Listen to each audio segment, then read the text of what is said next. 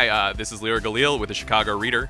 This is Guarino with the Chicago Sun-Times. And we are previewing the final day of Lollapalooza. Hope you made it through okay thus far. I'll kick things off with talking a little bit about Baroness.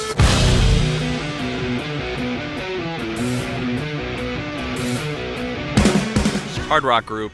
They originally played metal, but their last few albums they've transitioned to this much more accessible. It is something that you could play on top 40 radio, and people who are fans of Foo Fighters would just love this stuff. It's going to be a big coming out for them in a way. Around this time last year, they got in a really brutal bus crash, so to see them play such a big festival would be pretty cool. I feel like the same coming out as for Wild Belle. Again and again, you wrong me twice and I keep coming back. Their Chicago brother-sister band released their first major label debut on Columbia this year. They have sort of an interesting sound. It's sort of synth pop, but with a strong reggae rhythm to it. They have a saxophone, enchanting vocals. I'm really looking forward to seeing them play in what is sort of would be an unusual environment for them, the larger stage Lollapalooza. And then fast forward to the end of the evening, I am particularly going to be looking forward to seeing Phoenix. Because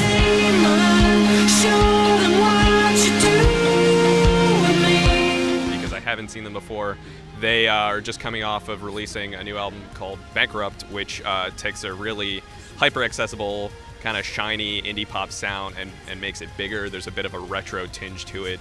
And anyone who is familiar with their hit songs, 1901, Listomania, can easily get into the new album without necessarily hearing it. So they are one of the handful of bands that I think can really excel at playing a big festival and draw on people who don't necessarily know them that well.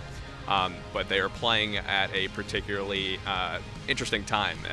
Yeah, that's what we mentioned yesterday. The thing about Lollapalooza is that they really, there's a big variety, over 100 acts, but the major headliners they sell the tickets for, they're putting them against each other, so they're forcing people to see one of, at least 50% of the bands they probably paid for. An example of that is Sunday night, where you have two of the most newsworthy headliners, The Cure and Phoenix, and sandwiched in there is my pick, Cat Power.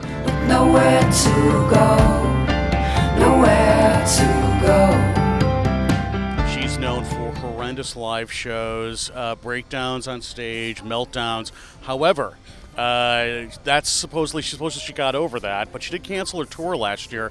But the reason I'm excited to see her is that her most recent record, which came out last year, called Sun, it didn't get a lot of attention, which I'm not really sure why. I think it's her best record. It's very groove-oriented. I love the lyrics. I think for that reason alone, I want to see what she's up to.